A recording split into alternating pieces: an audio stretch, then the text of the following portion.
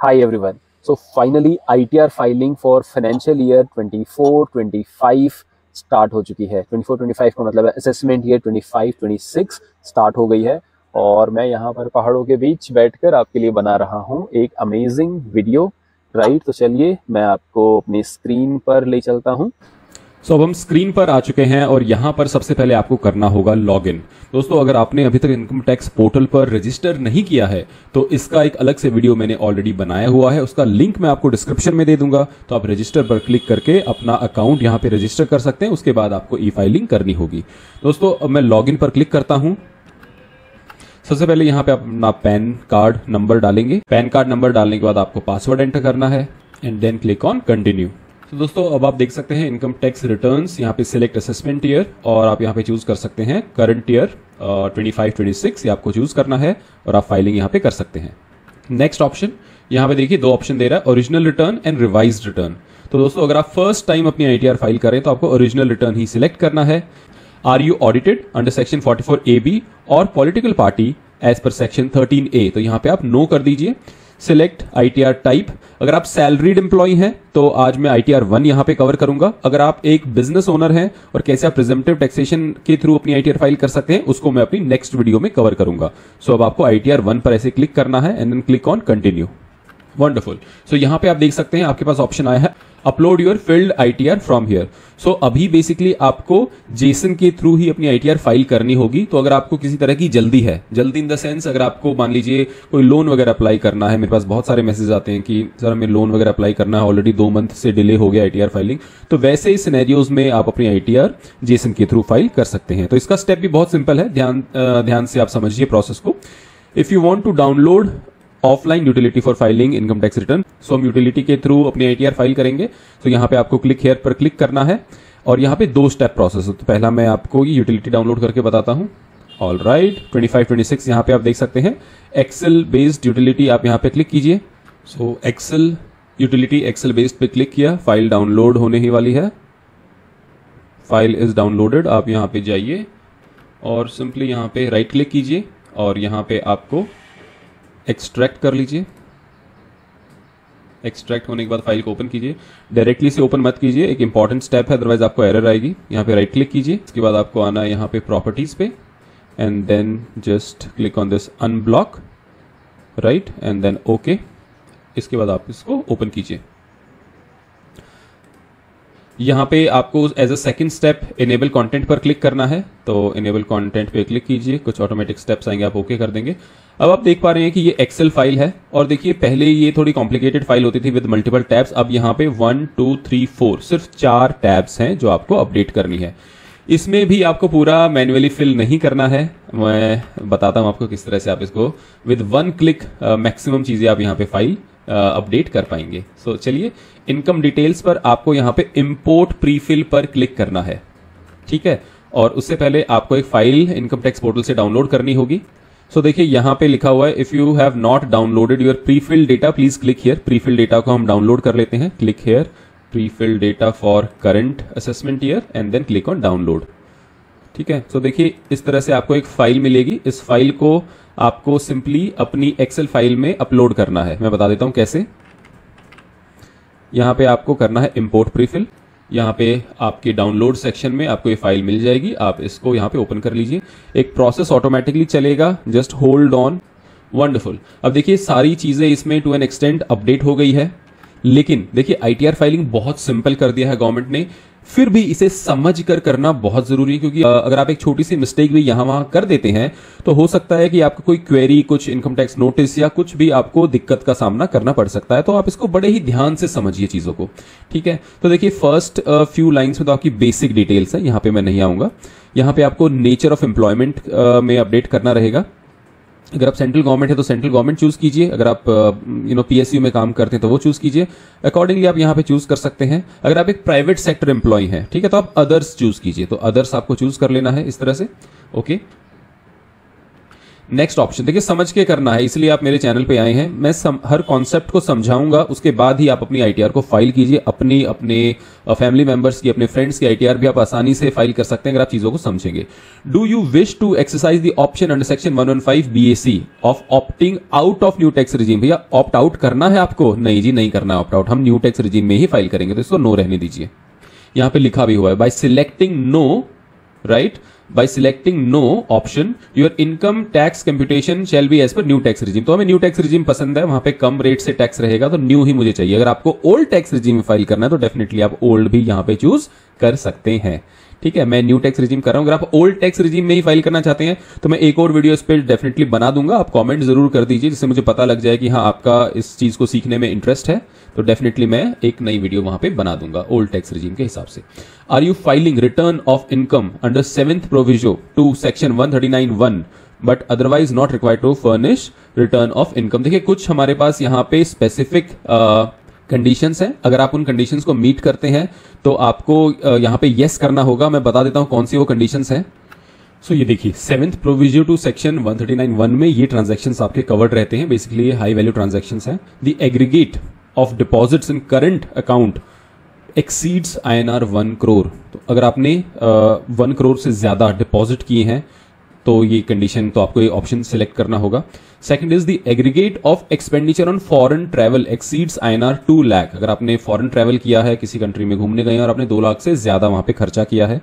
या फिर the aggregate of expenditure towards consumption of electricity exceeds 1 lakh rupees. 1 lakh से ज्यादा आपका बिजली का बिल रहा है। एग्रीगेट मतलब सम टोटल। अगर मान लीजिए आप 4 बार गए हैं ट्रैवल करने के लिए और हर बार आपका 50,000, 25,000, 1 लाख और इस तरह से एक्सपेंसेस है, तो आपको सम करके देखना है कि क्या वो कंडीशन मीट हो रही है कि नहीं हो रही है। That is the meaning of aggregate. ठीक है, सम टोटल।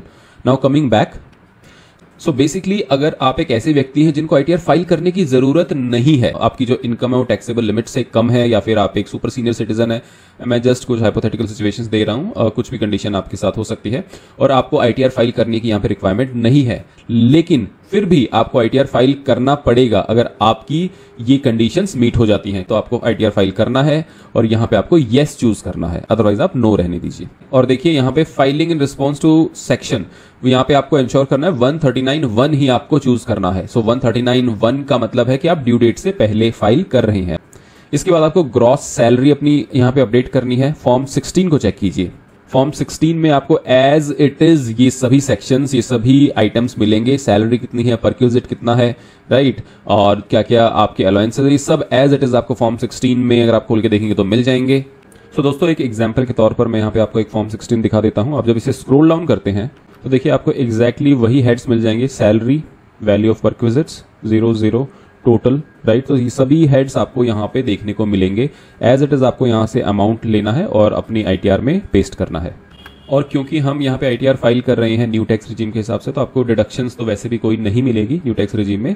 सो अकॉर्डिंगली आपका काम यहाँ पे कम हो जाता है। ठीक है, और आप देखेंगे कि यहाँ पे आपका income chargeable under the head salaries automatically calculate हो गया है। आपको सिर्फ एक ही डिडक्शन मिलेगी, that is your standard deduction of 75,000। ठीक है, और उसके बाद आपकी टोटल टैक्सेबल इनकम यहाँ पे आ गई है। And then income from other sources. दोस्तों कई बार हमें खुद ही नहीं पता होता कि कौन सा बैंक ने कहां पे इंटरेस्ट दे दिया है। उसके लिए सिंपली आपको अपना फॉर्म 26 AS चेक करना है और अपना AIS स्टेटमेंट चेक करना है।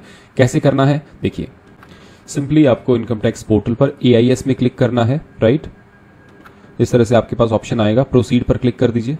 यहां पर आप AIS पर क्लिक कीजिए और यहां पर आपकी salary, dividend, interest from saving bank, sale of securities, purchase of security, ये सारी इंफॉर्मेशन आपकी आ जाती है। ठीक है, तो यहां से भी आपको एक अच्छा अंदाजा मिल जाएगा कि क्या क्या आपकी इनकम हुई है पूरे साल में। तो इंटरेस्ट ऑन सेविंग बैंक ये ऑलरेडी बैंक रिपोर्ट करता है, आप यहां से अमाउंट पिक कर सकते हैं। अदरवाइज अगर आपके पास बैंक स्टेटमेंट में क्लियरली रिफ्लेक्ट हो रहा है तो वहां से भी आप इंटरेस्ट इनकम ले सकते हैं। ओके देखिए इंटरेस्ट इनकम यहाँ पे interest from saving bank account already updated है। आप स्क्रॉल डाउन करेंगे तो यहाँ पे आप देख पा रहे हैं डिविडेंड भी ऑलरेडी अपडेटेड है। सो यही फायदा होता है प्री फिल इन्फॉर्मेशन को यूज करने का कि आपकी पूरी इन्फॉर्मेशन ऑटोमेटिकली सिस्टम यहाँ पे पिक कर लेता है। स्क्रॉल डाउन कीजिए, जो ग्रे आइटम्स हैं वो आपको नहीं अपडेट करने हैं, राइट, वो आप अपडेट नहीं कर पाएंगे because these are all your deductions और न्यू टैक्स रिजीम में डिडक्शंस अलाउड नहीं होती हैं। ठीक है, इस तरह से आप स्क्रॉल डाउन करते हैं एंड फाइनली अगर आप देखें यहाँ पे तो टोटल इनकम यहाँ पे आ गई है। टोटल इनकम के बाद यहाँ पर आपको बेसिकली अपडेट करना है अगर आपके पास कोई लॉन्ग टर्म कैपिटल गेन है। पहले आप ITR 1 में लॉन्ग टर्म कैपिटल गेन नहीं दिखा सकते थे, लेकिन अब आप यहाँ पे शो कर सकते हैं।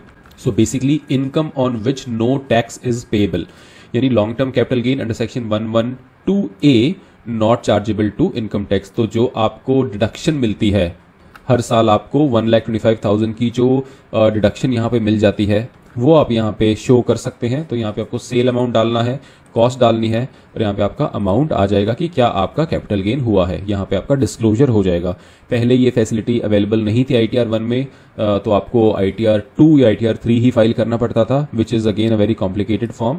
सो ये सिंप्लीफाई किया गया है। ये आप डेफिनेटली यहाँ पे अपना लॉन्ग टर्म कैपिटल गेन को डिस्क्लोज कर दीजिए। और अगर टैक्स पेएबल है दोस्तों, इन दैट केस आपको ITR 2 या ITR 3 फाइल करनी पड़ेगी। ठीक है, यहाँ पे रिबेट कुछ नहीं है और ये पूरा आपका 00 आ गया है ऑटोमेटिकली अपडेट होके। अब हम आगे बढ़ते हैं। नेक्स्ट टैब है TDS में देखिए आपका जो भी टैक्स कटा है, राइट, और जिस भी ऑर्गेनाइजेशन से कटा वो इन्फॉर्मेशन यहाँ पे रहेगी। एक बार के लिए इसे मैच भी कर लीजिए अपने फॉर्म 26 AS से एंड AIS से, राइट, सो दैट कोई भी अगर मिस्टेक है तो आप इसे रेक्टिफाई कर सकते हैं। वैसे मिस्टेक नहीं होती है क्योंकि ये pre filled information income tax portal से ही यहाँ पे आई है, राइट। अब TCS पे आइए। अगर आपका कुछ TCS कटा, मान लीजिए आपने गाड़ी वगैरह ली थी, TCS आपका कट गया, तो यहाँ पे अमाउंट रहेगा उसका, आप अगर टैक्सेबल लिमिट में नहीं आते तो रिफंड भी हो जाता है। टैक्स पेड एंड वेरिफिकेशन, इस टैब पे जब आप आते हैं तो अगर आप यहाँ पे देखेंगे, यहाँ पे मैक्सिमम चीज़ें ऑलरेडी अपडेट हो गई है। अब आपको सिंपली जो चीज़ें अपडेट नहीं है, जैसे यहाँ पे प्लेस अपडेट नहीं है, तो मैं एक प्लेस अपडेट कर देता हूँ, राइट। प्लेस मैंने यहाँ पे अपडेट कर दी है और इसके बाद आपको वैलिडेट पर क्लिक करना है। सो बेसिकली कह रहा है कि टाइप ऑफ अकाउंट आपने चूज़ नहीं किया। टाइप ऑफ अकाउंट में यहाँ पे सेविंग बैंक अकाउंट चूज़ कर लेता हूँ, करंट नहीं भाई, सेविंग। ओके, वैलिडेट पर click, sheet is okay message आ गया है। कैलकुलेट टैक्स पे क्लिक कीजिए और ऐसा कुछ प्रोसेस चलेगा, जस्ट होल्ड ऑन। और देखिए यहाँ पे टैक्स ऑलरेडी कैलकुलेट हो गया है। टैक्स मेरा अब बन के आया है 2,98,090 और आप देख रहे हैं कि मेरा TDS ऑलरेडी कटा हुआ है 4 लाख रुपीज़ का। तो मुझे बाकी का अमाउंट यहाँ पे रिफंड हो जाएगा। यहाँ पे आप देख पा रहे हैं रिफंड अमाउंट मेरा 1,14,200 रुपीज़ आ गया है। ठीक है, सो ये ऑटोमेटिकली अपडेट हो जाता है। अगर ये मेरा टैक्स पेएबल आता है जस्ट इन केस, तो मुझे यहाँ पे ई-पे टैक्स करना है और टैक्स को पे करना है। दोस्तों आने वाली वीडियोस में मैं ये पूरा प्रोसेस आपको सिखाने वाला हूँ कि अगर आपका टैक्स पेएबल आ रहा है तो कैसे आपको टैक्स पे करना है। दोस्तों इनकम टैक्स बहुत सिंपल है। सैलरीड एम्प्लॉयज को अपना इनकम टैक्स जरूर समझना चाहिए। कैसे आप फ्री में समझ सकते हैं, क्योंकि देखिए यूट्यूब पर आपको एक एक वीडियो जरूर मिल जाएगी अलग अलग टॉपिक्स पर, लेकिन अगर आपको चाहिए कि आप एक ही जगह पर पूरा का पूरा इनकम टैक्स जो सैलरीड एम्प्लॉयज के लिए जरूरी है, चाहे उसमें कैपिटल गेन्स हो, चाहे उसमें आपकी बेसिक स्लैब्स हो, ये आपके पास एक फ्री कोर्स अवेलेबल है। ये 3 घंटे का कोर्स है और यहाँ पे मैंने डिटेल में बहुत सारी चीजों को कवर किया है। यहाँ पे बहुत ही सिंपल लैंग्वेज में एग्जाम्पल्स के साथ चीज़ों को समझाया गया है। TDS क्या है, कैसे आपका टैक्स कटता है, आपका फाइनेंस डिपार्टमेंट कैसे फंक्शन करता है, राइट, क्या क्या डेट्स होती हैं आपकी फाइलिंग की, कुछ फ्रीक्वेंटली आस्क्ड क्वेश्चंस को यहाँ पे कवर किया गया है, कैपिटल गेन्स कैसे कैलकुलेट होते हैं। तो ये सारा चीज़ें आपको एक ही वीडियो में सीखने को मिलेंगी, तो इसे आप चेकआउट कर सकते हैं।